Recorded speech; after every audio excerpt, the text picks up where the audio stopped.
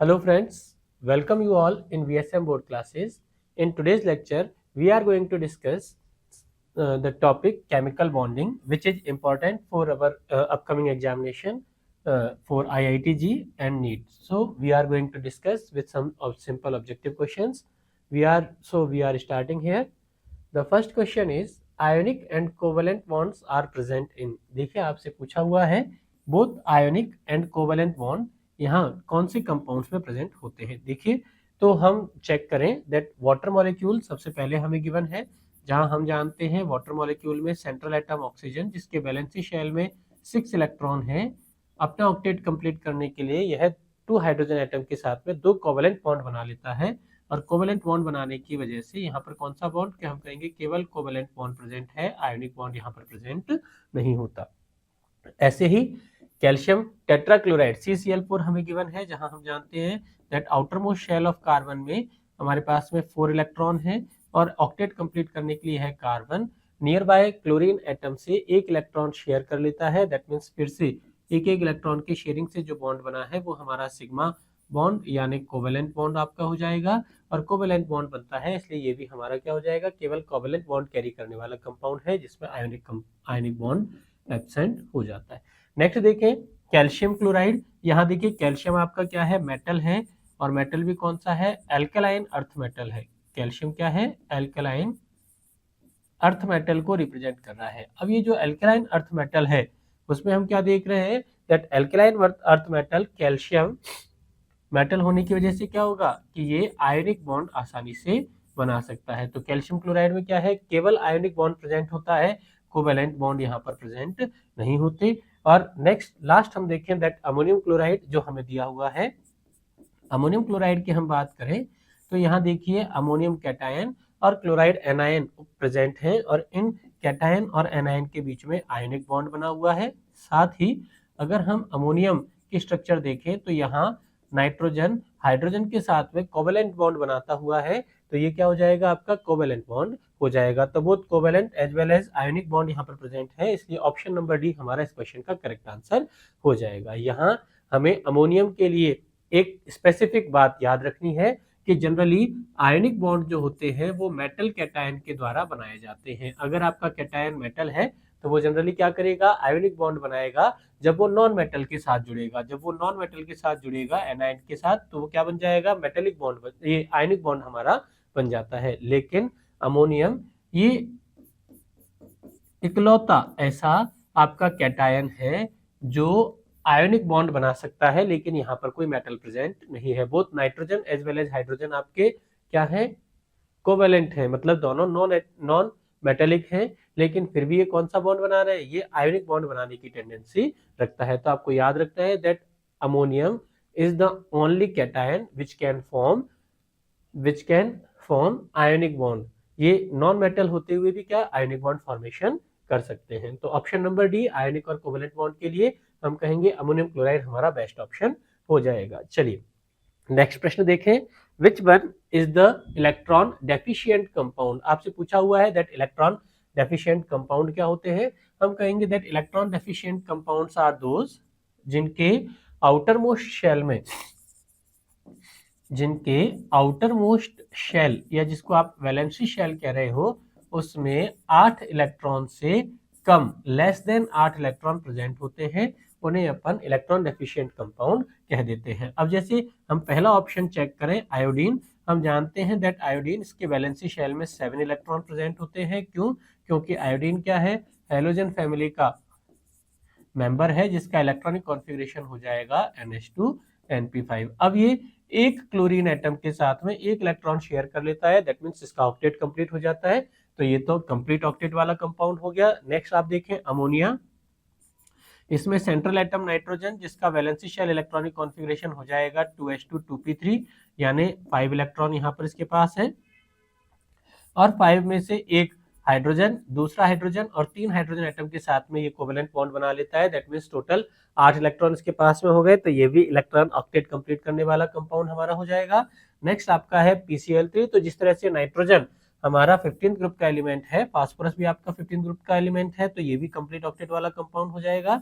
ध्यान दें ये बोरॉन क्लोराइड BCl3 जो आपको दिया हुआ है इसमें सेंट्रल एटम बोरॉन जो है वो 13th ग्रुप यानी बोरॉन फैमिली का मेंबर है, जिसके वैलेंसी शेल में केवल 3 इलेक्ट्रॉन यहाँ पाए जाते हैं। तो ये मैक्सिमम 3 इलेक्ट्रॉन के साथ में 3 कोवेलेंट बॉन्ड बनाएगा। तो ओवरऑल वैलेंसी शेल में कितने इलेक्ट्रॉन हो गए? बोरॉन के पास 6 इलेक्ट्रॉन हो जाते हैं, यानी ऑक्टेट इनकम्प्लीट रह जाता है। तो वो जितने भी हमारे कंपाउंड हैं जिनमें ऑक्टेट इनकम्प्लीट रहता है, उन्हें हम इलेक्ट्रॉन डेफिशिएंट कंपाउंड कहते हैं, क्योंकि इनके वैलेंसी शेल में एक वेकेंट ऑर्बिटल यहाँ पर प्रेजेंट है। कौन सा? 2pz, और ऑक्टेट इनकम्प्लीट होता है, इस वजह से ये क्या कहलाते हैं? आपके इलेक्ट्रॉन डेफिशिएंट कंपाउंड कहलाते हैं। सो ऑप्शन नंबर डी इस क्वेश्चन के लिए हमारा करेक्ट आंसर हो जाएगा। BCl3 के अलावा जितने भी आपके 13th ग्रुप के मेंबर हैं, जैसे BH3 हुआ, एल्यूमिनियम क्लोराइड हुआ, ये सारे के सारे भी क्या है? इलेक्ट्रॉन डेफिशिएंट कंपाउंड है। ऐसे ही BeCl2 बेरिलियम क्लोराइड जो है, इसमें भी आउटर मोस्ट शेल में आपके पास 4 इलेक्ट्रॉन होंगे, तो ये भी आपका इलेक्ट्रॉन डेफिशिएंट कंपाउंड हो जाएगा। नेक्स्ट देखें, the octet rule is not followed in. आपको कहा गया है कि इनमें से वो कौन से कंपाउंड हैं जिनमें ऑक्टेट रूल फॉलो नहीं होता। तो हम कहें दैट ऑक्टेट रूल सबसे पहले तो होता क्या है? ऑक्टेट रूल हमारा कहता है दैट कोई भी कंपाउंड अगर स्टेबिलिटी गेन करना चाहता है, टू गेन स्टेबिलिटी क्या होगा? दैट एलिमेंट, उसकी टेंडेंसी होती है कि वो अपने वैलेंसी शेल में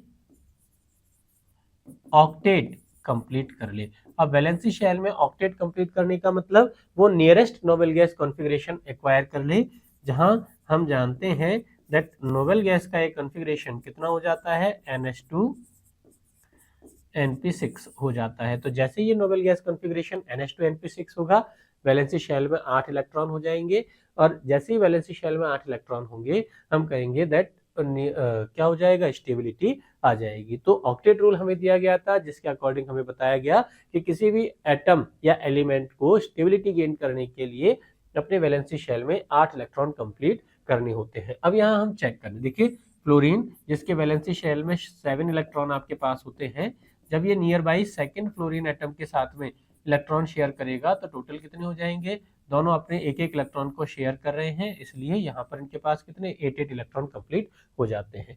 फिर से हम चेक करें, यहाँ हमारे पास में बोरॉन सेंट्रल एटम है, जिसके वैलेंसी शेल में 3 इलेक्ट्रॉन होते हैं, और एक बोरॉन 3 फ्लोरीन के साथ में 3 कोवेलेंट बॉन्ड बना रहा है, और जो तीनों कौन से हैं? सिंगल बॉन्ड है, यानी एक बॉन्ड में हमारे पास कितने? 2 इलेक्ट्रॉन होंगे। तो 3 कोवेलेंट बॉन्ड में यहाँ बोरॉन के पास, सेंट्रल एटम के पास में केवल 6 इलेक्ट्रॉन होते हैं, यानी ऑक्टेट इनकम्प्लीट रह जाता है। तो हम कहेंगे BF3 एक ऐसा कंपाउंड है जो ऑक्टेट रूल को फॉलो नहीं कर रहा, क्योंकि ऑक्टेट रूल के अकॉर्डिंग हमें बनाया गया कि जिस सेंट्रल एटम में ऑक्टेट इनकम्प्लीट होता है वो अनस्टेबल होना चाहिए। तो BF3 क्या होना चाहिए? अनस्टेबल होता चाहिए, जैसा कि ऑक्टेट रूल में हमें बताया गया है, लेकिन क्योंकि इसके वैलेंसी शेल में ऑक्टेट इनकम्प्लीट रह जाता है, यानी ऑप्शन नंबर बी हमारे लिए करेक्ट आंसर होना चाहिए। बाकी सोडियम हम जानते हैं ये 1 इलेक्ट्रॉन रिलीज करेगा, नियरेस्ट नोबेल गैस यानी नियॉन का इलेक्ट्रॉनिक कॉन्फ़िगरेशन एक्वायर कर लेता है। ऐसे ही कैल्शियम, ये भी 2 इलेक्ट्रॉन रिलीज करके नियरेस्ट नोबेल गैस यानी ऑर्गन का इलेक्ट्रॉनिक कॉन्फ़िगरेशन एक्वायर कर लेगा, यानी सारे के सारे कंपाउंड जो है वो ऑक्टेट रूल फॉलो करते हैं, एक्सेप्ट BF3 जो कि हमारा इलेक्ट्रॉन डेफिशिएंट कंपाउंड हो जाता है। नेक्स्ट देखें, which is the most covalent. अब आपको पूछा गया है, यहाँ पर देखिए 4 अलग अलग बॉन्ड दे रखे हैं, carbon oxygen, carbon sulphur, carbon fluorine और कार्बन ब्रोमीन, और आपसे पूछा हुआ है कि मोस्ट कोवेलेंट बॉन्ड इनमें से कौन सा है। तो मोस्ट कोवेलेंट बॉन्ड कंसीडर करने के लिए हम कहेंगे कि जहां पर एलिमेंट ए और एलिमेंट बी, 2 हेटेरो एटम के बीच बना हुआ बॉन्ड अगर हमें कंसीडर करना है, जहां पर बॉन्डिंग करने वाले दोनों एटम अलग अलग हैं, तो वो एलिमेंट या वो बॉन्ड जिसके लिए एलिमेंट्स की इलेक्ट्रॉन नेगेटिविटी का डिफरेंस डेल्टा EN जितना कम होगा, टेंस टू 0 होगा, डेल्टा EN का वैल्यू मिनिमम होगा, उतने ही कोवेलेंट कैरेक्टर बढ़ते चले जाएंगे, कोवेलेंट कैरेक्टर बढ़ते चले जाएंगे। अब देखो हम कंसीडर करें तो यहाँ पर हमें सभी में कार्बन ये तो आइडेंटिकल दे रखा है, और हम जानते हैं दैट पॉलिंग स्केल की अगर हम बात करें, इलेक्ट्रॉन नेगेटिविटी के पॉलिंग स्केल की बात करें, तो कार्बन का जो इलेक्ट्रॉन नेगेटिविटी है ये आपका होता है 2.5, वहीं ऑक्सीजन, सल्फर, फ्लोरीन और ब्रोमीन रिस्पेक्टिव इनकी इलेक्ट्रोनेगेटिविटी की बात करें तो देखिए फ्लोरीन का इलेक्ट्रोनेगेटिविटी ये आपका हो जाएगा मैक्सिमम यानी 4.0। अगर हम ऑक्सीजन की बात करें तो इसका इलेक्ट्रोनेगेटिविटी हो जाएगा सेकंड मैक्सिमम वैल्यू यानी 3.5। ब्रोमीन और सल्फर की अगर हम बात करें तो सल्फर का इलेक्ट्रोनेगेटिविटी ये आपका हो जाता है दैट अप्रोक्सीमेट 2.5 के आसपास।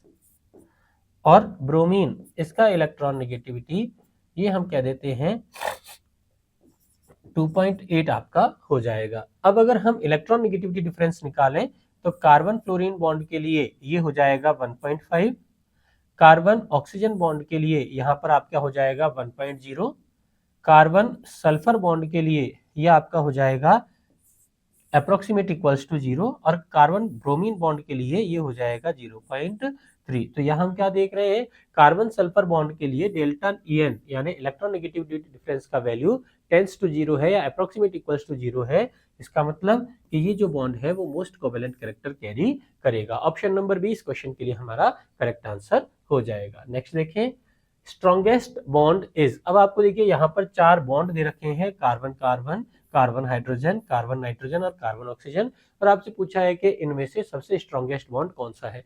तो देखिए जनरली अगर हम बात करें तो हम देखते हैं कि कार्बन कार्बन ये सिंगल बॉन्ड है, कार्बन हाइड्रोजन ये सिंगल बॉन्ड है, कार्बन और नाइट्रोजन इनके बीच में ट्रिपल बॉन्ड के करेक्टर आपके होते हैं, और कार्बन ऑक्सीजन जो है उसमें डबल बॉन्ड के करेक्टर पाए जाते हैं। तो जैसे जैसे number of bond in between two atoms बढ़ेंगे तो नंबर ऑफ बॉन्ड बढ़ने का मतलब हम कहेंगे कि भाई बॉन्ड ऑर्डर बढ़ेगा।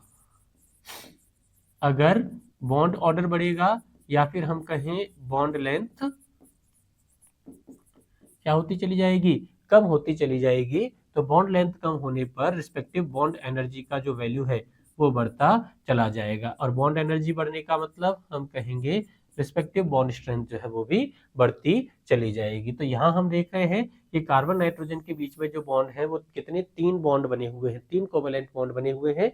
तो जिसमें नंबर ऑफ कोवेलेंट बॉन्ड यानी बॉन्ड ऑर्डर सबसे ज्यादा होगा, उसका बॉन्ड लेंथ सबसे कम होगा, उसकी बॉन्ड एनर्जी सबसे ज्यादा होगी और उसका बॉन्ड स्ट्रेंथ भी सबसे ज्यादा कंसीडर किया जाएगा। तो स्ट्रॉन्गेस्ट बॉन्ड अगर हम इन सब में बात करें तो कार्बन नाइट्रोजन बॉन्ड इन सब में सबसे स्ट्रॉन्गेस्ट होता है, जिसमें कार्बन और नाइट्रोजन अलग अलग एलिमेंट में से डिसोसिएट करने के लिए मैक्सिमम एनर्जी का रिक्वायरमेंट आपको हो जाएगा। यानी ऑप्शन नंबर सी इस क्वेश्चन के लिए हमारा करेक्ट आंसर रहेगा। नेक्स्ट देखें, covalent compounds are generally blank in water. अब आपसे पूछा गया है कि कोवेलेंट कंपाउंड जो है उनका वाटर के साथ में कैसा रिलेशन होता है, क्या ये सॉल्युबल होंगे या ये इनसॉल्युबल होंगे या ये डिसोसिएटेड होंगे या ये हाइड्रोलाइज्ड होंगे। तो जनरल हम एक छोटी सी लाइन इस क्वेश्चन के लिए याद रख सकते हैं जिसको हम कहेंगे लाइक डिसॉल्व्स लाइक,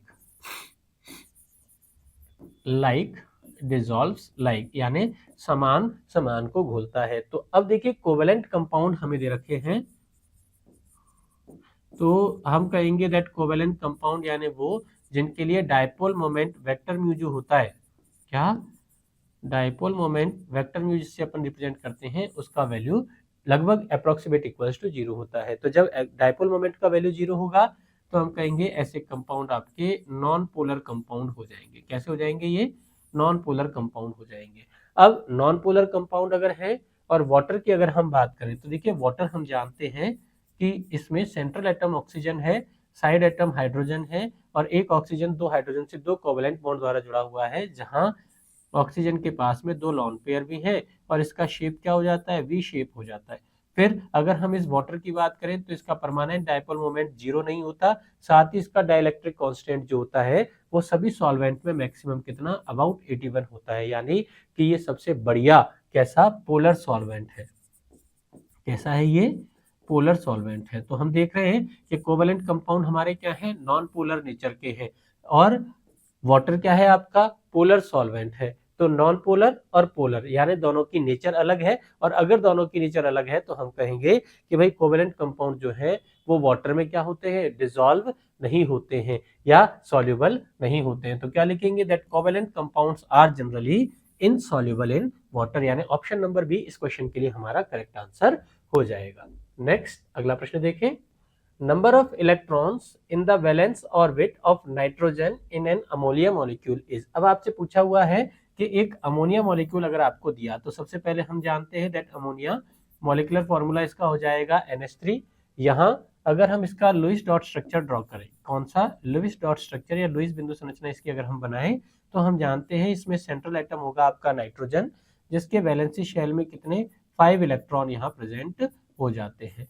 जिसमें अगर हम इस हाइड्रोजन की बात करें तो ये नाइट्रोजन जो है वो 3 हाइड्रोजन के साथ में 3 कोवेलेंट बॉन्ड का फॉर्मेशन कर लेते हैं, जिससे बोथ नाइट्रोजन और हाइड्रोजन इनका दोनों का ही nearest noble gas configuration acquire हो जाता है। तो अगर हम एक अमोनिया मॉलिक्यूल की स्ट्रक्चर देखें तो यहाँ हम देख रहे हैं एक अमोनिया मॉलिक्यूल में नाइट्रोजन के पास में कितने 3 तो सिग्मा बॉन्ड पेयर है, 3 तो क्या है सिग्मा बॉन्ड पेयर, और एक आपके पास में क्या है लॉन पेयर है। लॉन पेयर यानी एक ऐसा इलेक्ट्रॉन पेयर है जो बॉन्डिंग में पार्टिसिपेट नहीं कर रहा। तो टोटल कितने इलेक्ट्रॉन पेयर हो गए, हम कहेंगे सेंट्रल एटम नाइट्रोजन के पास में टोटल 4 इलेक्ट्रॉन पेयर यहाँ पर प्रेजेंट हो जाते हैं, यानी कि 4 इलेक्ट्रॉन पेयर्स, और एक इलेक्ट्रॉन पेयर में कितने 2 इलेक्ट्रॉन है, तो ओवरऑल 8 इलेक्ट्रॉन हमारे यहाँ पर उपस्थित होते हैं, यानी ऑप्शन नंबर डी इस क्वेश्चन के लिए हमारा करेक्ट आंसर हो जाएगा।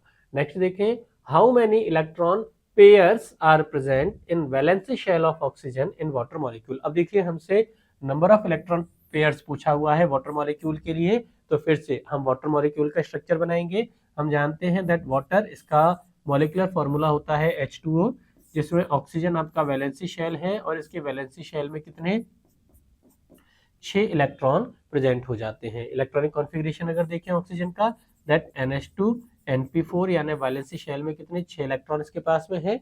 अब ये ऑक्सीजन जो है वो क्या कर रहा है दैट हाइड्रोजन के साथ में 2 इलेक्ट्रॉन शेयर कर लेता है। ऑक्टेट कंप्लीट करने के लिए 2 इलेक्ट्रॉनों की रिक्वायरमेंट थी, तो इसने 2 हाइड्रोजन एटम के साथ एक एक इलेक्ट्रॉन शेयर कर लिया। तो यहाँ हम देख रहे हैं ऑक्सीजन के पास में देखिए कितने 2 सिग्मा बॉन्ड पेयर हैं, 2 एटम के बीच में बनने वाला पहला बॉन्ड हमेशा सिग्मा होता है। तो यहाँ देखो कितने 2 सिग्मा बॉन्ड पेयर हैं और कितने 2 lone pair oxygen central atom के पास में प्रेजेंट है। तो total number of electron pairs की अगर हम बात करें तो आपके पास में कितने 4 electron pair central atom oxygen के पास में यहाँ पर प्रेजेंट हो जाते हैं। तो हमसे पूछा गया that how many electron pairs are present in valency shell of oxygen in water molecule. हम कहेंगे दैट ऑप्शन नंबर डी यानी 4 इलेक्ट्रॉन पेयर यहाँ पर हमारे प्रेजेंट हो जाते हैं। नेक्स्ट देखें, the valency of phosphorus in H3PO4 is. अब आपसे पूछा गया है दैट H3PO4 जिसको अपन फास्फोरिक एसिड बोलते हैं, उस फास्फोरिक एसिड में फास्फोरस की वैलेंसी कितनी है। तो कैसे चेक करेंगे, हम कहेंगे फास्फोरस जो हमारा सेंट्रल एटम है इसके पास में कितने वैलेंसी शेल में देखिए 5 इलेक्ट्रॉन प्रेजेंट होते हैं। ये फास्फोरस क्या है नाइट्रोजन जो आपका ग्रुप होता है उसका मेंबर है, जिसके वैलेंसी शेल का इलेक्ट्रॉनिक कॉन्फ़िगरेशन अगर हम लिखें तो ये हो जाता है NH2 NP3, यानी फास्फोरस के वैलेंसी शेल में कितने 5 इलेक्ट्रॉन है। अब ये फास्फोरस जो है ये देखिए 3 ऑक्सीजन एटम के साथ में 3 कोवेलेंट बॉन्ड बना रहा है, जहां ऑक्सीजन अपना एक एक इलेक्ट्रॉन फर्दर हाइड्रोजन के साथ भी शेयर कर रहे हैं। ठीक है, तो यहाँ देखिए ऑक्सीजन का ऑक्टेट कंप्लीट हो गया। ऐसे ही हम चेक कर रहे हैं 3 ऑक्सीजन के साथ में कोवेलेंट बॉन्ड बनाने के बाद में अब फास्फोरस का भी ऑक्टेट कंप्लीट हो गया, जहां फास्फोरस के पास में क्या बच गया लास्ट में यहाँ पर एक लॉन पेयर या इलेक्ट्रॉन युग्म बच जाता है। लेकिन अभी देखिए एक ऑक्सीजन एटम हमें इसके अगर स्ट्रक्चर देखें तो उसमें कम है, तो एक ऑक्सीजन एटम जिसके वैलेंसी शेल में 6 इलेक्ट्रॉन है और इसको अपना ऑक्टेट कंप्लीट करना है, तो ऑक्टेट कंप्लीट करने के लिए क्या होगा ये फास्फोरस इस ऑक्सीजन एटम को अपना लॉन पेयर डोनेट कर सकता है और एक कोऑर्डिनेशन बॉन्ड यहाँ पर ये बना सकता है। या फिर हम ऐसा भी कह सकते हैं दैट फास्फोरस जो कि थर्ड पीरियड से बिलोंग करता है, जिसका वैलेंसी शेल थर्ड शेल है, उसके पास 3s और 3p के अलावा वेकेंट 3d ऑर्बिटल भी यहाँ पर प्रेजेंट होता है। और जब यहाँ वेकेंट 3d ऑर्बिटल होगा तो इसमें एक्सपेंशन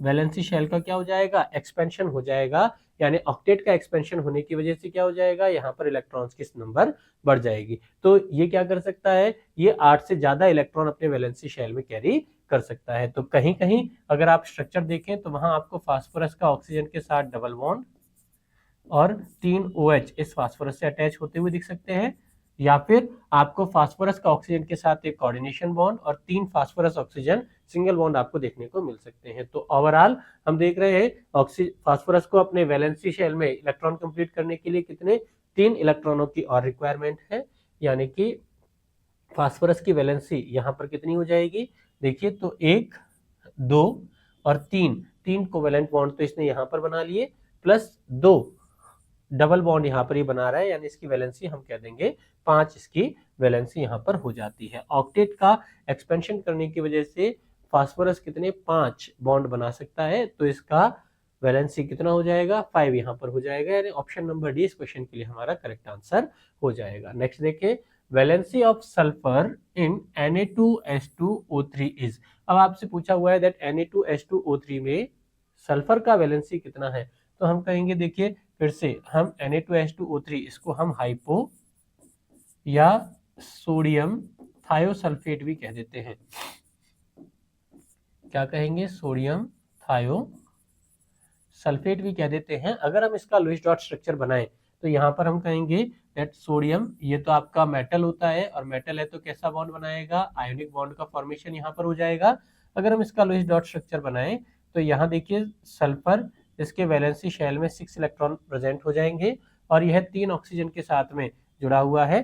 तो यहाँ देखिए हम इसको लिख सकते हैं कुछ ऐसा, जहां पर 1 ऑक्सीजन के साथ में ये सल्फर डबल बॉन्ड बना रहा है और यहाँ देखिए इस ऑक्सीजन का ऑक्टेट कंप्लीट हो गया। सल्फर रिमेनिंग 2 ऑक्सीजन के साथ में, जो ऑक्सीजन कैसे सिंगल एनायनिक फॉर्म में प्रेजेंट है, जिससे आपका सोडियम कैटायन आयनिक बॉन्ड के द्वारा अटैच्ड है, यानी ऑक्सीजन के वैलेंसी शेल में 6 इलेक्ट्रॉन्स होते हैं और एक एनायन होने की वजह से 7 इलेक्ट्रॉन हो गए और यह अपने ऑक्टेट को कंप्लीट करने के लिए नियर बाय सल्फर के साथ साथ एक एक इलेक्ट्रॉन शेयर कर लेते हैं, यानी बोथ सल्फर और तीनों ऑक्सीजन का यहाँ पर ऑक्टेट कंप्लीट हो चुका है और एक सल्फर जिसके वैलेंसी शेल में अभी भी 6 इलेक्ट्रॉन बचे हुए हैं, वो इस सल्फर के साथ में फिर से क्या एक कोऑर्डिनेशन बॉन्ड बना सकता है। या फिर हम फिर से कहेंगे दैट सल्फर जो है वो थर्ड पीरियड से बिलोंग करता है। अगर ये थर्ड पीरियड से बिलोंग करेगा तो इसमें क्या होगा, ऑक्टेट का एक्सपेंशन होगा। ऑक्टेट का अगर एक्सपेंशन होगा तो अगर हम वैलेंसी बॉन्ड थ्योरी के अकॉर्डिंग इसका कोवेलेंट बॉन्ड स्ट्रक्चर बनाएं तो हम कहेंगे सल्फर, ये दूसरे सल्फर के साथ डबल बॉन्ड, एक ऑक्सीजन के साथ डबल बॉन्ड, एक O- के साथ सिंगल बॉन्ड और दूसरे O- के साथ भी सिंगल बॉन्ड बना सकता है, जहां पर ये दोनों O- जो है 2 सोडियम कैटायनों के साथ में बॉन्डेड कंडीशन में रह रही है। ठीक है, तो हम क्या देख रहे हैं दैट सल्फर की वैलेंसी, सल्फर को कितने 2 इलेक्ट्रॉन यहाँ पर मैक्सिमम शेयर करने पड़ते हैं ऑक्टेट कंप्लीट करने के लिए, लेकिन थर्ड पीरियड से बिलोंग करने की वजह से ये अपने ऑक्टेट का एक्सपेंशन कर सकता है और सभी 6 इलेक्ट्रॉन जो इसके वैलेंसी शेल में है उनको यह वैलेंसी की तरह काम में ले सकता है। तो इसकी वैलेंसी यहाँ पर कितनी हो जाएगी, हम कहेंगे दैट ऑक्टेट कंप्लीट करने के लिए 2 इलेक्ट्रॉनों की रिक्वायरमेंट है, यानी वैलेंसी कितनी हो जाएगी इसकी 2, यहाँ पर इसकी वैलेंसी हो जाती है। ऑप्शन नंबर ए हमारे लिए इस क्वेश्चन का करेक्ट आंसर हो जाएगा। नेक्स्ट देखिए, the nature of bonding in graphite is. अब आपको यहाँ देखिए ग्रेफाइट दिया हुआ है और इस ग्रेफाइट के लिए आपको बॉन्डिंग की नेचर पूछी हुई है, तो हम जानते हैं दैट ग्रेफाइट जो है ये कार्बन का एलोट्रॉप होता है। कार्बन का क्या है, ये एलोट्रॉप होता है। और अगर इस ग्रेफाइट के स्ट्रक्चर देखें तो हम देखते हैं दैट ग्रेफाइट की स्ट्रक्चर में कार्बन के वैलेंसी शेल में से 3 इलेक्ट्रॉन जो है वो 3 अदर कार्बन एटम के साथ में 3 कोवेलेंट बॉन्ड बना लेते हैं, जबकि चौथा इलेक्ट्रॉन जो है ये फ्री इलेक्ट्रॉन की तरह ग्रेफाइट में प्रेजेंट होता है। ठीक है, अब ये जो 3 इलेक्ट्रॉनों के साथ में 3 कार्बनों ने शेयरिंग की है, उससे जो ग्रेफाइट की स्ट्रक्चर है वो लेयरी स्ट्रक्चर या एक परत के रूप में एक लेयर के फॉर्म में स्ट्रक्चर इस पे बनती है, जहां पर एक लेयर दूसरे ग्रेफाइट की लेयर के साथ में वीक इंटरेक्शन या वल्नरेबल इंटरेक्शन के द्वारा अटैच होती है, जिससे एक लेयर दूसरी लेयर पर स्लाइड कर सकती है, फिसल सकती है। और ये फिसलने की वजह से क्या होगा, कि ग्रेफाइट का उपयोग हम किसकी तरह, लुब्रिकेंट की तरह आसानी से कर सकते हैं, और इस फ्री इलेक्ट्रॉन की वजह से graphite good conductor of electricity में हमारे काउंट हो जाता है। तो हम क्या देख रहे हैं, दैट एक कार्बन दूसरे कार्बन के साथ में क्या कर रहा है, कोवेलेंट बॉन्ड फॉर्मेशन कर रहा है। तो ग्रेफाइट आपका क्या हो जाएगा, कोवेलेंट कंपाउंड में हमारा काउंट हो जाएगा। ऑप्शन नंबर सी इस प्रश्न के लिए हमारा करेक्ट आंसर हो जाएगा। नेक्स्ट देखिए, which of the following atom has minimum covalent radii. अब आपसे पूछा हुआ है कि इनमें से कौन सा ऐसा एलिमेंट है जिसकी कोवेलेंट रेडियाई मिनिमम होती है। देखिए ये जो हमें एलिमेंट दे रखे हैं, अगर हम इनको पीरियोडिक टेबल में देखें तो बोरॉन, कार्बन और नाइट्रोजन ये पीरियोडिक टेबल के सेकंड पीरियड से बिलोंग करते हैं, वहीं सिलिकॉन जो है वो इसके थर्ड पीरियड से बिलोंग करता है, और यह 14th ग्रुप कार्बन के जस्ट नीचे आने वाला एलिमेंट है। अब एटॉमिक रेडियाई की अगर हम बात करें तो एटॉमिक रेडियाई क्या होती है, हम जानते हैं किसी भी एटम के स्ट्रक्चर में सेंटर में होता है न्यूक्लियस, और न्यूक्लियस के सराउंडिंग ऑर्बिट्स में इलेक्ट्रॉन चक्कर लगा रहे हैं। तो मान लीजिए ये हमारा वैलेंसी शेल है जो किसी भी एटम के स्ट्रक्चर में हम रिप्रेजेंट कर रहे हैं। तो सेंट्रल न्यूक्लियस से वैलेंसी शेल के इलेक्ट्रॉन के बीच की जो डायरेक्ट डिस्टेंस है इसको अपन बोलते हैं एटॉमिक रेडियाई। ठीक है, तो हम क्या देख रहे हैं, दैट बोरॉन, कार्बन और नाइट्रोजन ये सारे के सारे तो क्या है, सेकंड शेल के एलिमेंट है, यानी सेकंड पीरियड है, जिसका आउटर मोस्ट शेल क्या हो जाएगा 2, जबकि सिलिकॉन जो है इसका वैलेंसी शेल थर्ड है। इसका मतलब सिलिकॉन का रेडियाई तो बोरॉन, कार्बन, नाइट्रोजन तीनों से बड़ा होना चाहिए। हमसे मिनिमम पूछा है, इसका मतलब सिलिकॉन तो हमारा आंसर होगा नहीं। नेक्स्ट, जब हम बोरॉन, कार्बन और नाइट्रोजन की बात करें तो हम देख रहे हैं कि रिस्पेक्टिव एटॉमिक नंबर जो है वो इंक्रीज होता जा रहा है। जेड यानी न्यूक्लियस चार्ज, न्यूक्लियर पे जो प्रोटॉन होते हैं वो न्यूक्लियर का जो प्रोटॉन है उनकी नंबर लगातार इंक्रीज होती जा रही है। अब अगर न्यूक्लियस में प्रोटॉनों की नंबर इंक्रीज होगी तो वैलेंसी शेल के जो इलेक्ट्रॉन है उस पर लगने वाला effective nuclear charge, effective nuclear charge या जिसको अपन जेड इफेक्टिव से रिप्रेजेंट करते हैं, उसका वैल्यू भी क्या होगा, साथ साथ बढ़ता चला जाएगा। और जब जेड इफेक्टिव का वैल्यू बढ़ेगा तो हम कहेंगे एटॉमिक रेडियाई रिस्पेक्टिवली कम होती चली जाएगी। यानी अगर हम एक पीरियड में लेफ्ट से राइट जा रहे हैं तो देखिए हमारे पास में दो ट्रेंड यहाँ पर निकल के आए। अगर हम एक पीरियड में लेफ्ट से राइट मूव कर रहे हैं तो रिस्पेक्टिवली एटॉमिक रेडियाई डिक्रीज होती चली जाती है, except noble gases. Noble gases की बात करें तो उन्हें हम कोवेलेंट रेडियाई में कंसीडर नहीं करते, क्योंकि वो कोवेलेंट बॉन्ड नहीं बनाती, वो वैन डर वाल फोर्स बनाएंगे, और वैन डर वाल बॉन्ड के अकॉर्डिंग जो रेडियाई निकाली जाएगी वो लार्जेस्ट इन देयर पीरियड होती है। तो एक्सेप्ट नोबल गैसेज, अगर हम एक पीरियड में लेफ्ट से राइट मूव कर रहे हैं तो रिस्पेक्टिवली एटॉमिक रेडियाई कम होती चली जाएगी, और अगर हम एक ग्रुप में अप से डाउन मूव कर रहे हैं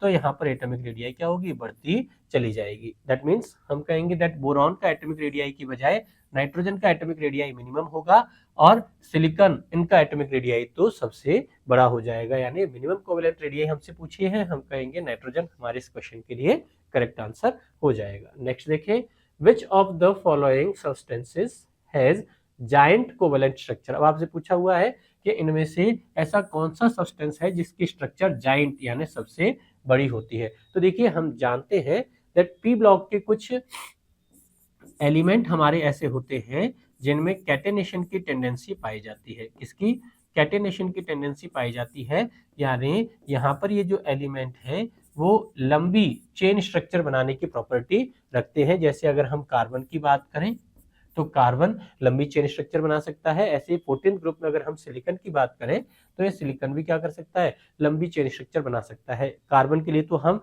ऑर्गेनिक केमिस्ट्री स्पेसिफिक रूप से पढ़ ही रहे हैं, बाकी हम सिलिकॉन के भी देखो इनऑर्गेनिक पॉलीमर्स जिसको अपन सिलिकेट्स कहते हैं, बहुत सारे सिलिकेट्स हमारे पास में है, उनको अपन डिजाइन कर सकते हैं। तो हम क्या कहेंगे, जाइंट कोवेलेंट स्ट्रक्चर यानी कि आपको कैटेनेशन की टेंडेंसी दर्शाने वाले एलिमेंट चाहिए, और कार्बन और सिलिकॉन कैटेनेशन की टेंडेंसी दर्शाने वाले सबसे बढ़िया एलिमेंट है। तो हम कहेंगे सिलिका, जो कि सिलिकेट्स के रूप में पाया जाता है, SiO2 ये जो हमारा इसका स्ट्रक्चरल फॉर्मूला होता है उसका पॉलीमर होता है, यानी सिलिका जो है वो लंबी जाइंट कोवेलेंट स्ट्रक्चर के रूप में यहाँ पर पाया जाएगा। बाकी सॉलिड CO2 ये तो हम ड्राई आइस कह देते हैं, ये हमारी covalent structure giant covalent structure नहीं होती। आयोडीन ये तो क्रिस्टलाइन स्ट्रक्चर में पाया जाता है, तो ये भी हमारी जाइंट स्ट्रक्चर नहीं होती। और व्हाइट फास्फोरस, जहाँ पर फास्फोरस के जो एटम्स हैं वो 4 एटम एक कोवेलेंट रेडियाई से आपस में, कोवेलेंट बॉन्ड से आपस में अटैच्ड है और पॉलीमर के फॉर्म में पाए जाते हैं। तो लंबी या जॉइंट स्ट्रक्चर जो होती है वो किसकी,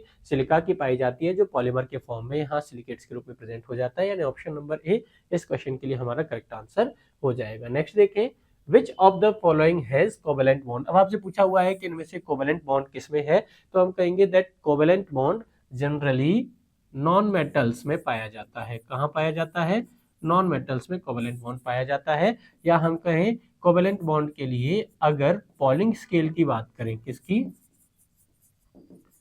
पॉलिंग स्केल की बात करें, तो अगर दो एलिमेंट की इलेक्ट्रॉन नेगेटिविटी का डिफरेंस लेस देन और इक्वल्स टू 1.7 है, लेस देन, सॉरी यहाँ तो हमने लिख दिया दैट ग्रेटर देन और इक्वल्स टू 1.7 है, तो ऐसे कंपाउंड आयोनिक कंपाउंड की कैटेगरी में कैटेगराइज किए जाते हैं।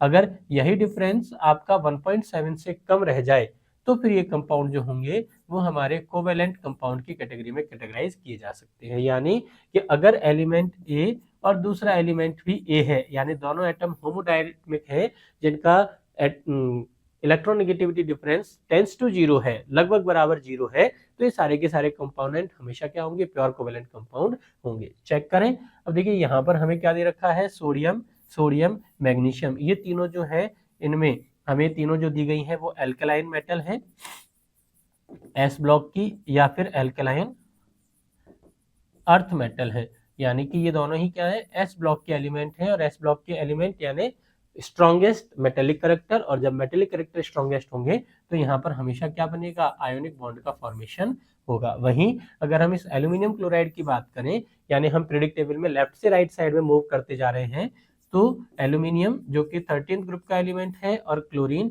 ये 17th ग्रुप का एलिमेंट है, इन दोनों के बीच का इलेक्ट्रोनेगेटिविटी डिफरेंस बहुत कम होता है, इसलिए इनमें मैक्सिमम कोवेलेंट करेक्टर पाए जाते हैं। तो ऑप्शन नंबर बी इस क्वेश्चन के लिए हमारा करेक्ट आंसर हो जाएगा।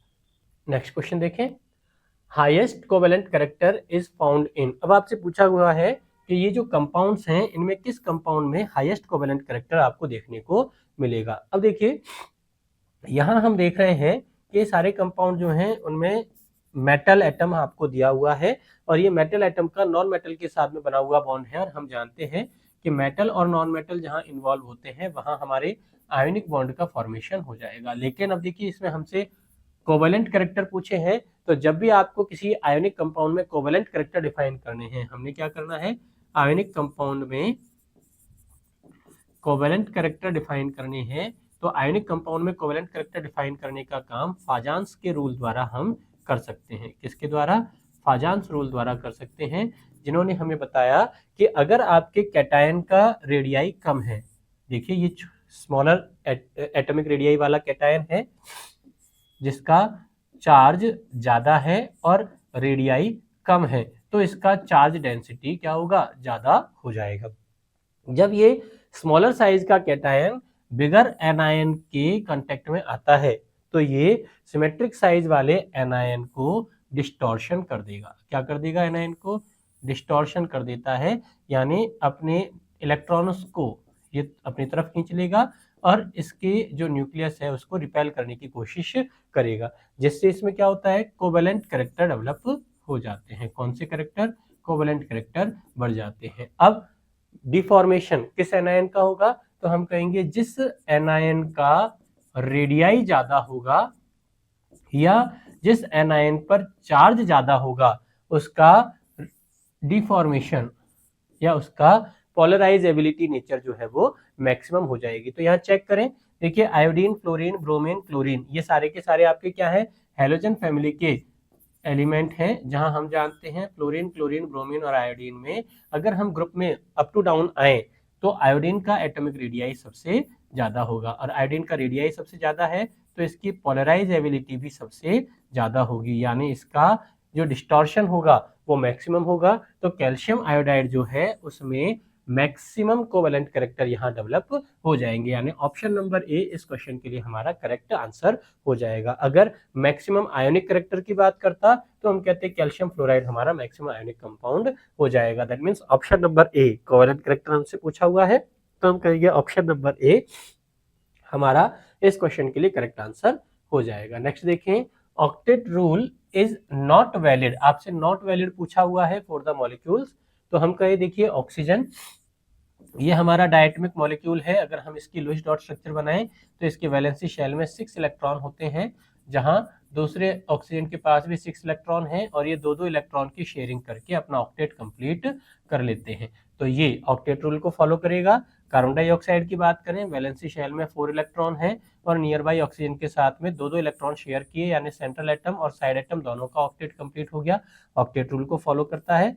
नेक्स्ट H2O की बात करें तो यहाँ भी हम चेक करें, देखिए ऑक्सीजन सेंट्रल एटम है, इसके पास में 2 लोन पेयर और 2 बॉन्ड पेयर हैं, यानी बोथ ऑक्सीजन और hydrogen nearest noble gas configuration acquire कर लेते हैं, यानी ये भी आपका क्या हो जाएगा, ऑक्टेट रूल फॉलो करेगा। लेकिन कार्बन मोनोऑक्साइड की बात करें तो कार्बन मोनोऑक्साइड में क्या हो रहा है, कार्बन के वैलेंसी शेल में 4 इलेक्ट्रॉन्स हैं, ऑक्सीजन के वैलेंसी शेल में 6 इलेक्ट्रॉन्स हैं, जहां ऑक्टेट कंप्लीट करने के लिए ऑक्सीजन अपने कार्बन के साथ में 2 इलेक्ट्रॉन शेयर कर लेता है। तो यहाँ ऑक्सीजन का ऑक्टेट 8 इलेक्ट्रॉन तो कंप्लीट हो गए, लेकिन कार्बन का ऑक्टेट कंप्लीट नहीं हो पाता, और जब कार्बन का ऑक्टेट कंप्लीट नहीं होगा तो हम कहेंगे कि यह ऑक्टेट रूल के लिए वैलिड कंपोनेंट नहीं है, यानी ऑप्शन नंबर बी इस क्वेश्चन के लिए हमारा करेक्ट आंसर हो जाएगा। नेक्स्ट देखिए, the following element forms a molecule with 8 it's on atom. अब आपसे पूछा हुआ है कि इनमें से ऐसा कौन सा एटम है जिसका मॉलिक्यूलर स्ट्रक्चर फॉर्मेशन में उसकी एटॉमिसिटी 8 हो जाती है। जैसे हम बात करें कि अगर हम क्लोरीन की बात करें तो हम जानते हैं क्लोरीन के 2 एटम मिलकर के एक मॉलिक्यूल बना लेते हैं, यानी क्लोरीन की एटॉमिसिटी यहाँ पर कितनी हो गई, 2 हो गई। ऐसे ही फास्फोरस के लिए उसकी एटॉमिसिटी कितनी हो जाती है, 4 हो जाती है। तो सल्फर एक ऐसा हमारा एलिमेंट है जिसके 8 एटम आपस में मिलकर एक मॉलिक्यूल की फॉर्म में प्रेजेंट होते हैं, यानी कि एटॉमिसिटी कितनी हो जाएगी, 8 हो जाएगी। और यह किसके फॉर्म में, यह है कुछ इस तरीके से, देखिए सल्फर के 2 एलोट्रॉप आपको देखने को मिलेंगे, एक तो S6 और एक S8, दोनों एलोट्रॉप यहाँ देखने को मिलते हैं, जहां सल्फर जब S6 के फॉर्म में है तो बोट फॉर्म में, और अगर ये S8 के फॉर्म में है तो यह क्राउन के फॉर्म में प्रेजेंट हो जाएगा। सल्फर के कितने एटम, 8 एटम यहाँ पर अटैच्ड है, और ये 8 एटम है, तो एक कैसा क्राउन के फॉर्म में सल्फर की स्ट्रक्चर आपकी पाई जाती है। तो एटोमिसिटी कितनी हो जाएगी, 8 हो जाती है, यानी ऑप्शन नंबर ए हमारा करेक्ट आंसर हो जाएगा। बाकी फास्फोरस P4 के फॉर्म में पाया जाएगा, Cl इसकी एटोमिसिटी 2 आपकी हो जाती है। नेक्स्ट देखें, which of the following substance has covalent bonding. अब आपसे पूछा हुआ है कि ऐसा कौन सा सब्सटेंस है जिसमें कोवेलेंट बॉन्डिंग होती है, तो हम कहेंगे कोवेलेंट बॉन्डिंग किसमें, जनरली नॉन मेटल्स में पाई जाती है। किन में होती है, नॉन मेटल्स में होती है। अगर मेटल है तो नॉन मेटल के साथ आयोनिक बॉन्ड बनाएगा, और अगर मेटल मेटल की स्ट्रक्चर है तो यहाँ पर मेटेलिक बॉन्डिंग आपकी हो जाती है। तो चेक करें, देखिए कॉपर ये आपका मेटल है, यानी मेटेलिक बॉन्डिंग यहाँ पर पाई जाएगी। सॉलिड नियॉन, नियॉन क्या है आपकी, नॉन मेटल है, और नॉन मेटल के साथ साथ क्या है, ये नोबल गैस है। नोबल गैस का मतलब इसके वैलेंसी शेल में ऑक्टेट कंप्लीट होता है। अब ऑक्टेट कंप्लीट है तो ये केवल और केवल वान डेर वाल्स फोर्स के द्वारा अटैच होते हैं। वहीं सोडियम क्लोराइड की बात करें तो देखिए यहाँ सोडियम मेटल एटम है, क्लोराइड नॉन मेटल है, यानी इनके बीच में आयनिक बॉन्ड पाया जाएगा। तो जर्मेनियम हमारे लिए करेक्ट आंसर हो जाएगा, जहां जर्मेनियम कहाँ 14th ग्रुप का एलिमेंट है जो कार्बन फैमिली से बिलोंग करता है, और ये कैसा है, मेटेलॉइड कैरेक्टर शो करता है। तो मेटेलॉइड कैरेक्टर शो करने वाले जो कंपाउंड्स हैं उनमें अपने क्या हो जाएगा, कोवेलेंट बॉन्डिंग पाई जाती है। ठीक है, नेक्स्ट देखें, Which type of bond is present in H2S molecule। अब आपसे पूछा हुआ है that H2S molecule में किस तरह का बॉन्ड है, तो हम यहाँ देखिए इसके लुईस डॉट स्ट्रक्चर बनाए, सल्फर सल्फर अगर हम देखें तो यह कौन सा 16th ग्रुप का एलिमेंट है, ऑक्सीजन फैमिली से बिलोंग करता है। वैलेंसी शेल इलेक्ट्रॉनिक कॉन्फ़िगरेशन देखें तो ये NH2NP4 हो जाएगा, यानी वैलेंसी शेल में कितने 6 इलेक्ट्रॉन सल्फर के पास में है। अब यह 2 नियर बाई हाइड्रोजन के साथ में 2 कोवेलेंट बॉन्ड बना लेता है। तो कौन सा बॉन्ड फॉर्मेशन हो रहा है, कोवेलेंट बॉन्ड का फॉर्मेशन यहाँ पर हाइड्रोजन और सल्फर के बीच में हो जाता है। तो हम क्या कहेंगे, कोवेलेंट बॉन्ड यहाँ पर प्रेजेंट हो जाएगा, यानी ऑप्शन नंबर सी इस क्वेश्चन के लिए हमारा करेक्ट आंसर हो जाएगा। अब ये देखिए सल्फर आपका नॉन मेटल है, हाइड्रोजन नॉन मेटल है, इसका मतलब आयनिक बॉन्ड नहीं बनाएगा। और कोऑर्डिनेशन बॉन्ड में देखिए ध्यान दें, कोऑर्डिनेशन बॉन्ड में क्या होता है, एक एलिमेंट ए जिसके पास में एक इलेक्ट्रॉन पेयर प्रेजेंट है, और एलिमेंट बी जिसका ऑक्टेट इनकम्प्लीट है। तो एलिमेंट ए अपने इस लॉन पेयर को एलिमेंट बी के साथ शेयरिंग कर लेता है, यानी कोऑर्डिनेशन बॉन्ड एक स्पेसिफिक टाइप का कोवेलेंट बॉन्ड है जहां पर शेयरिंग के दोनों इलेक्ट्रॉन एक इंडिविजुअल एटम द्वारा ही शेयर किए जाते हैं। तो जब इंडिविजुअल एटम द्वारा शेयर किए जाते हैं तो ऐसे कोवेलेंट बॉन्ड को हम कोऑर्डिनेट बॉन्ड कहते हैं, जो कि कार्बन मोनोऑक्साइड में आपको देखने को मिलेगा, जहां हमने कहा दैट कार्बन मोनोऑक्साइड में ऑक्सीजन के पास में 2 लॉन पेयर बचे हुए हैं, लेकिन कार्बन के पास 6 इलेक्ट्रॉन है और इसका ऑक्टेट कंप्लीट नहीं होता। तो ऑक्टेट कंप्लीट करने के लिए क्या होगा, ऑक्सीजन अपना इलेक्ट्रॉन पेयर कार्बन के साथ में कोऑर्डिनेशन बॉन्ड के थ्रू शेयर कर लेता है। तो जब शेयरिंग के दोनों इलेक्ट्रॉन एक ही एटम द्वारा दिए जाते हैं तो ऐसे बॉन्ड को हम कोऑर्डिनेशन बॉन्ड कहेंगे। लेकिन यहाँ H2S में पूछा हुआ है, यहाँ हाइड्रोजन भी अपना एक इलेक्ट्रॉन सल्फर के एक इलेक्ट्रॉन के साथ शेयर कर रहा है, इसलिए इस बॉन्ड को हम क्या कहेंगे, कोवेलेंट बॉन्ड कह देंगे। जहां शेयरिंग में एक एक इलेक्ट्रॉन या इक्वल कंट्रीब्यूशन दोनों एटम का होता है तो ऐसा बॉन्ड आपका कोवेलेंट बॉन्ड कहलाता है, यानी ऑप्शन नंबर सी इस क्वेश्चन के लिए हमारा करेक्ट आंसर हो जाएगा। नेक्स्ट देखें, the major binding force of diamond, silicon and quartz is. देखिए डायमंड की अगर हम बात करें तो डायमंड क्या है, कार्बन का एलोट्रॉप है, और ये कार्बन का एलोट्रॉप है, उसमें क्या होगा, कार्बन के वैलेंसी शेल में जो 4 इलेक्ट्रॉन्स हैं, ये सारे के सारे 4 इलेक्ट्रॉन अदर 4 कार्बन एटम के साथ में कोवेलेंट बॉन्ड का फॉर्मेशन कर लेते हैं। और यही वजह है कि हम कहते हैं दैट कार्बन जो है वो हार्डेस्ट फाउंड सब्सटेंस है जो वर्ल्ड में पाया जाता है। डायमंड क्या है, सबसे नेचर में पाए जाने वाला हार्डेस्ट फाउंड नेचुरली अकर कंपाउंड हमारा हो जाता है। और सो हम सिलिकॉन का स्ट्रक्चर देखें, सिलिकॉन में भी क्या है, दैट सिलिकॉन और ऑक्सीजन के बीच में कोवेलेंट बॉन्ड फॉर्मेशन है और ये लॉन्ग चेन स्ट्रक्चर आपकी पाई जाती है सिलिकेट्स की फॉर्म में। यहाँ पर भी आपका कोवेलेंट बॉन्ड होगा। तो हम क्या कह सकते हैं, डायमंड, सिलिकॉन और क्वार्ट्ज। क्वार्ट्ज जो होता है ये भी आपका इसी कैटेगरी में काउंट होगा जहां पर क्या कोवेलेंट बॉन्ड फॉर्मेशन पाया जाता है। तो इनमें क्या होता है, पार्टिकल्स के बीच में कोवेलेंट बॉन्ड पाए जाते हैं, यानी ऑप्शन नंबर सी आपका करेक्ट आंसर हो जाएगा। नेक्स्ट देखें, carbon has a valency of 2 in carbon monoxide. देखिए अब आपसे कहा गया है कि कार्बन मोनोऑक्साइड में कार्बन का वैलेंसी 2 है। अगर हम इसका लुईस डॉट स्ट्रक्चर ड्रॉ करें तो हम क्या देख रहे हैं, कार्बन ऑक्सीजन के साथ में 2 इलेक्ट्रॉन कोवेलेंट बॉन्ड में शेयर कर रहा है। तो यहाँ पर इसका वैलेंसी कितने नंबर ऑफ इलेक्ट्रॉन शेयर कर रहा है, कितने, 2 इलेक्ट्रॉन शेयर करता है, तो इसका वैलेंसी हो गया यहाँ पर 2। अगर हम CO2 की बात करें तो यहाँ 2 अलग अलग ऑक्सीजन एटम के साथ में यह 2-2 इलेक्ट्रॉन शेयर कर रहा है, यानी ओवरऑल 4 इलेक्ट्रॉन शेयर करता है, तो कार्बन का वैलेंसी हो गया 4। ऐसे ही अगर CH4 की बात करें तो CH4 में यह 4 इंडिविजुअल हाइड्रोजन एटम के साथ में एक एक इलेक्ट्रॉन शेयर करता है, तो यहाँ पर इसकी वैलेंसी भी कितनी हो जाएगी, 4 हो जाएगी। यानी बोथ कार्बन डाइऑक्साइड और CH4 में कार्बन का वैलेंसी है 4 और CO में कार्बन का वैलेंसी है 2। तो आपसे पूछा हुआ है C2H2 एसिटिलीन में कार्बन का वैलेंसी कितना होगा। तो हम चेक करें, अगर हम एसिटिलीन का लुईस डॉट स्ट्रक्चर बनाएं तो एसिटिलीन में 2 कार्बन परमाणुओं के बीच में 3 कोवेलेंट बॉन्ड यहाँ पर पाए जा रहे हैं। कितने, 3 कोवेलेंट बॉन्ड यहाँ पर प्रेजेंट होते हैं, और एक कार्बन एक हाइड्रोजन एटम के साथ में एक इलेक्ट्रॉन शेयर कर रहा है, तो टोटल कितने, 4 इलेक्ट्रॉनों की शेयरिंग हो गई, यानी वैलेंसी आपका कितना हो जाएगा, कार्बन एटम के लिए 4 इसका वैलेंसी हो जाएगा। ऑप्शन नंबर डी हमारा करेक्ट आंसर हो जाएगा। तो देखिए ये हमारे कुछ प्रश्न थे जिसमें हमने केमिकल बॉन्डिंग से रिलेटेड टॉपिक सॉल्व किया। नेक्स्ट लेक्चर में हम नए प्रश्नों के साथ फिर से मिलेंगे। धन्यवाद।